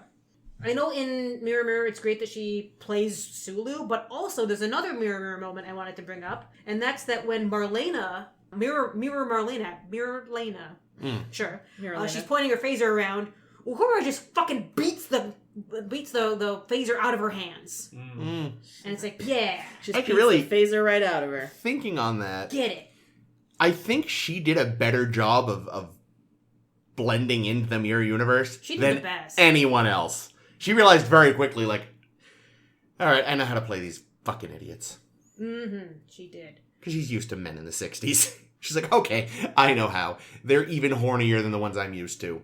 All right, and I think the rest of mine are all little things, but I'll just run down the list very quickly. She plays the harpsichord very cutely in The Squire of Gothos. Adorable. She decides to share her tribbles with everyone in The Trouble with Tribbles. Oh, yeah, that's right. Which is very sweet. It is, because she so loves her tribble. Her first tribble, she's absolutely enamored. Yeah, but you can have all of its offspring. Here you go. In Elan of Troyes, she volunteers her room for the dolmen because she's kind. I think somewhere online I saw this reference that she's the one that picked the correct planet that Spock's brain is on in Spock's brain. Good for her. So points to her for that. She's also the one that solves the mystery of the sun. Just no, we're still Oh, on sorry, good, that was on my shit we're list. still on good things right now. Hey, it's not her fault she was in that episode. That's fair. She briefly escaped the Kzinti and the slaver weapon. Granted, yes, she did get caught again, but whatever. She cleaned... Oh, here we go. Here's a good one. She cleaned up the probe signal to figure out the whale song in Voyage Home. I got 2 more little ones. But she didn't figure out it was a whale. Yeah, but when they said figure out what that would sound like underneath water, she did it. 2 more little ones. Yeah, whatever. Have you seen what they can do with Snapchat filters these days? I'm just kidding. Go on, Ames. One of Khan's hench people slaps her in the face in Space Seed, and she's like, "Fuck you, bitch." She gets slapped and stands up to it and is like, I don't give a shit about you. And very last one, I think... Oh, she discovers that the planet that the Galileo crash landed on in the Galileo 7 was the one that they were looking for. Because she was being interim science officer, because she can do it fucking all, bitch. Wow. Good for her. Get it, Uhura. But she also did some stupid shit. Did she? She did. I have a bunch of stupid shit she did. Wow. Well, I got one. Okay. It's that I feel like even after it was clear the tribbles were going to be a problem, she was kind of like, no, they're fine. It's like, Well, but I think that was more like the animal love her in her, like not wanting cruelty to the poor little things. I know, but look, I'm stretching here. Yeah, I can't really think of anything. Actually, no, I can, but it's not really her fault. That fucking diaper panties they have her wearing in that dress. Yeah, that's... Again, certainly not her fault, but we would think that to some extent, to what level Uhura had over her uniform, I don't think anybody else had the full diaper panty like she had, so I'm assuming she chose it, and it's a bad choice, Uhura. Yeah, I got some here. So I'm just going to say, bringing the tribbles aboard the Enterprise, period. Buying them from Cyrano. No, they were a gift. Well, whatever. You can't say no to a gift, Jake. Yeah, but no. Again, like I guess she couldn't have known what havoc they would wreak, but turned out to be a bad choice. Whoopsie. I am gonna. This is somebody's top, which I am going to turn into a bottom. Oh boy. I think the fan dance is stupid. Oh, it is. Oh, it is stupid, Jake. And again, this is not a Nichelle Nichols thing. I'm not. She's a lovely woman, but it was just a dumb thing in that movie that was dumb. And then where did she keep those feathers? I think but didn't it work? I mean, didn't it distract as was required? It did distract those then it wasn't a bad move. Backwoods podunk then it was bullshit. Good. I think I know what your next one is, but I'm not going to say it, obviously, but I just want to... Well... Oh, I know, but Jake's... This is my top worst. Yep. All right. Already know it. We talked about her displays of competence. Mm-hmm. This was a great display of incompetence in translating Klingon there it is. in the undiscovered country. I knew it. Yeah. I remember that being a huge bugbear for you. Emphatically out of character. Very out of character. And if you wanted to do that, have Chekhov be at the con for a hot second because she's, I don't know, changing out of her diaper. And she comes back and he's like, get out of the way, Chekhov, I know how to do this. And she really needed the diapers by that time, probably. It really did a disservice to that character. Kidding, that's not nice. It did. Sorry, Uhura. And I also just got to call out, in that same scene, the fucking terrible acting on the extra that's standing nearby doing the hand gesture to to say something. It is so weird because it's like such a blatant comedy Who are you, bitch? moment in like an otherwise quite serious film. Yeah, it was a dumb scene. Which film? Like, that would have... Star Trek 6. Ah. Like, if that scene feels like... If you told me that scene was in Star Trek 5, I'd believe you. Well, right, because it is definitely... It is Uhura's Scotty walks into a beam moment. Yep. Right. Exactly. And Scotty's also in that scene and is not helping, so... Why do they have so many fucking old-ass Klingon dictionary books? Where did they all keep them? The ship's library. But how did they all get to the bridge for the exact right moment? They called up They made Chekhov get them. the crewman in Sounds charge right. of the library to go get it. Weirdly enough, actually... Him rolling out in his little, like, totally normal library cart. Like, it isn't even, like, a hyper-futuristic library cart. Yeah. It's like a wooden metal one that fucking wheels squeaks and So shit. They send Chekhov to the library to get the books, and the librarian is crewman Dax. And he's like, "Here, I got Cinderella for you as Oh! Was it written by a little old lady in Leningrad? That's better. I was going to say that actually, ironically enough, Mr. Adventure is now the Enterprise bitch." librarian. There you go. Hey, I like it. Caitlin, you brought up another one just a moment ago. Which one? The sun pun. Oh, yeah. Well, I mean, it wasn't, again, it wasn't her fault. No. That was just a bad It was just, episode. stupid. just a bad Uhura moment. Parallel development is always, always, always, always dumb. I have Again, you wanna- mention too. You Do want it, to Jay, you want do to it. do that? I'll take cultural contamination, like For 300, Alex. because Nazi Planet was cultural contamination, Gangster Planet was cultural contamination, fucking Yangs and Coombs and fucking Roman Empire. What the fuck did you he just say? hear the same thing I heard? I was like, excuse me? Coombs with an M, you racists. I thought it was Yangs and Cons. I thought it was Coombs. I think we would have noticed this sooner. Listen, I don't know what it was. I thought it was Yangs but and Cones. Maybe the Coneheads. I don't know. Anyway, that was parallel development. Bread and Circus was parallel development, and both were fucking dumb. that scene in the prison. Isn't that a good scene? Isn't that the the good scene isn't that is good fine, Bone but the scene? idea of parallel development pisses me off. I know. You're a very All right, silly so here's man. my dishonorable mention for Uhura. Mm-hmm. It's not, again, this one isn't really her fault so much because she was under the influence of pollen, but sabotaging the communications on the Enterprise that's a good in one. this side of Paradise. That's a good one. I Well. think I have just remembered the lowest Uhura lowlight. Oh boy. Oh boy, what is it?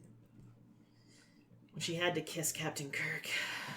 I have that on my list, but there's a little reason for it. Well, because it was go ahead. I mean, Ames. it's gross for one thing. It's gross. because it's not consensual At all. No. The thing that I want to call out about the kiss in Plato's Stepchildren is that like they go out of their way to give Uhura this kind of like damsel-y like line that's like, "Oh, I'm just glad it's you, Kirk, because I always look to you on the bridge when we're in danger, and I know that you're in command and you're leading, so I'm just glad that it's with you." And I'm like, vomit fucking everywhere. Yeah. It's like you're saying that it's okay that you're getting violated in this way, and I find that very gross. Yeah, it is gross. Like, as much as It people like to is. play that up as the like, oh, it's about racial equality and the black woman and the white man are kissing for the first time in the fucking planet, but it's the way they play it is disgusting. I have some more. Sure. Get it, girl. Mores. Give it to us.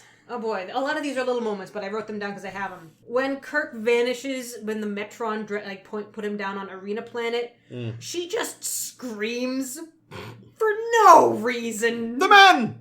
Yeah, it's just it's like a terror scream. No, and it's I know. like, Uhura, fucking keep it together. Uhura, you guys know about transporters. Look, we want to talk about a crewman pissing themselves.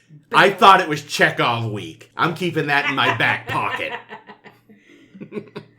Oh, and Mud nearly convinced her to get a robo body because then she would be beautiful forever. Which is fucking Oh, ridiculous God, I because forgot she about is that. beautiful. Shut Yeah, the fuck like they up, decided Mud. a couple of times that Uhura is incredibly vain. Well, 60s men writing women. Yeah, there's another moment in And the Children Shall Lead when the children make her see. I don't Oh, know yeah. why the fuck there's a mirror on her console. Maybe they put it there or something. Or maybe it's in her mind. I don't know. But she looks in the mirror and she sees herself as an old woman and she freaks the fuck out and says, "I see my own death." I'm like, Uhura, god damn. Like, if they'd actually shown her death, that would be one thing.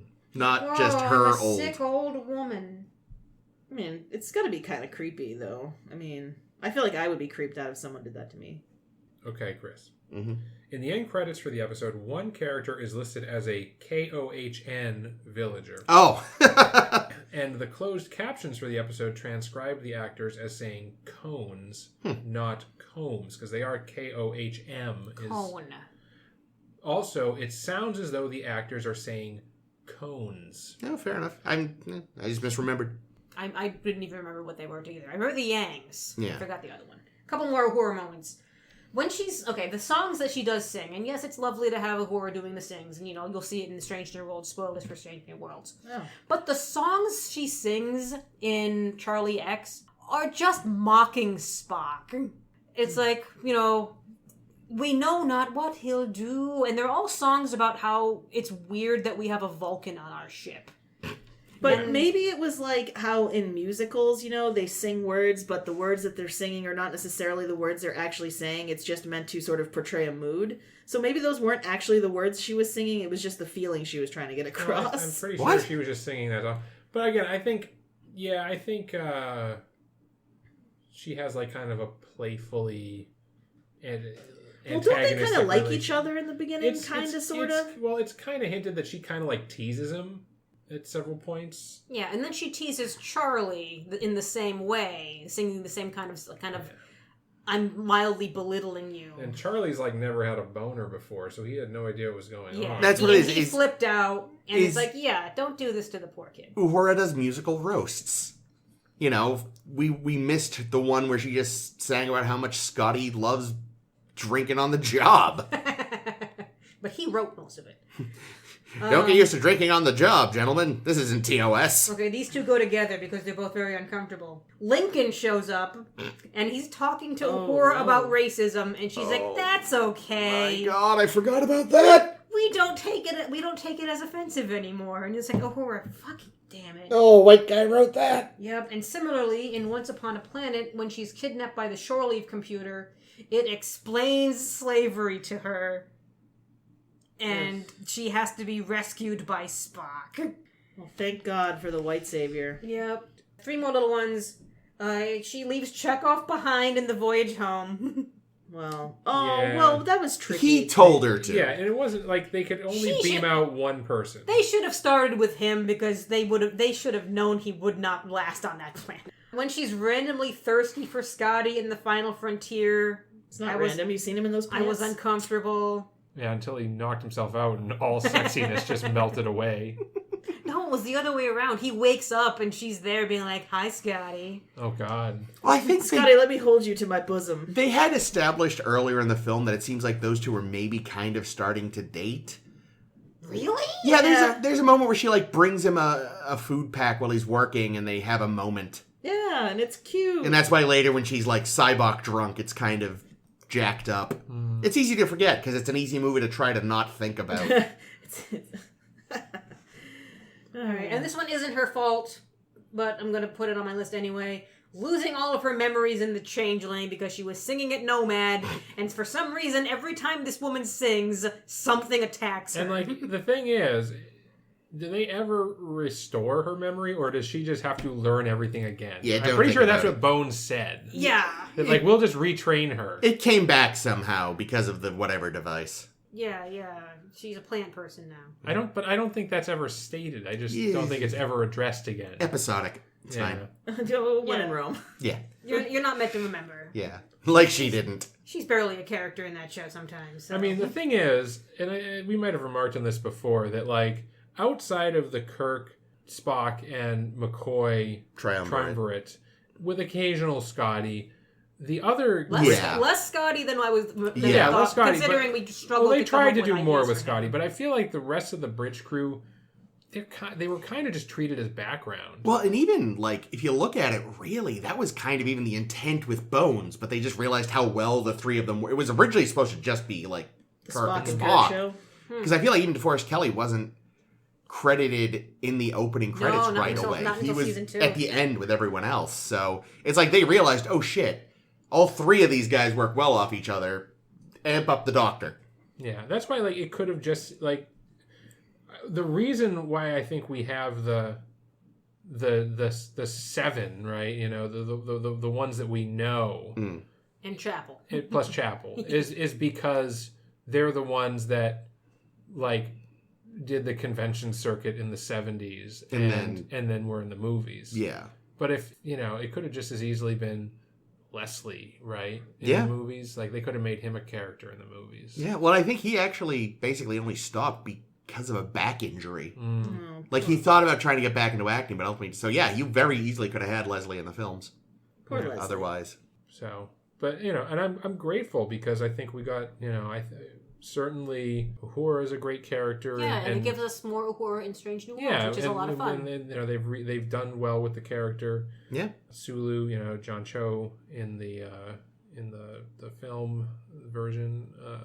Can't remember the name of the film. Star Trek. Oh, it's just called Star Trek. The Kelvin timeline there. Space so fencing. like, you know, so and even Walter Koenig, you know, we can't forget about Walter. We goof, but we love. We love him. He's a great American. Yeah, speaking of, you know who we're doing next week, Chris? Take a guess. Nurse Chapel. Close. No, it's Chekhov. Yeoman Next Rand. week is Chekhov. There we go. Chris will be so prepared. No, I won't.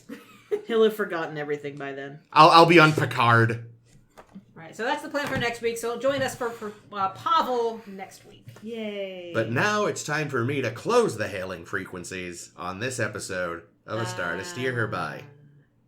Follow us on Facebook and SoundCloud and whatever other social media we are still on by the time this goes up. Next week, we will be looking at Dear Doctor and Sleeping Dogs. I wonder if it involves Porthos. I don't know that one. I genuinely don't know either. Let's go with probably not, because fucking Enterprise. I hope Dear Doctor is about we meet the deer species we talked about earlier, and one of them's a doctor. The adventures of the Dear Doctor. Neat. This has been Chris. Wow, this has been Ames. This has been Caitlin. This is Jake. Happy birthday to Reed.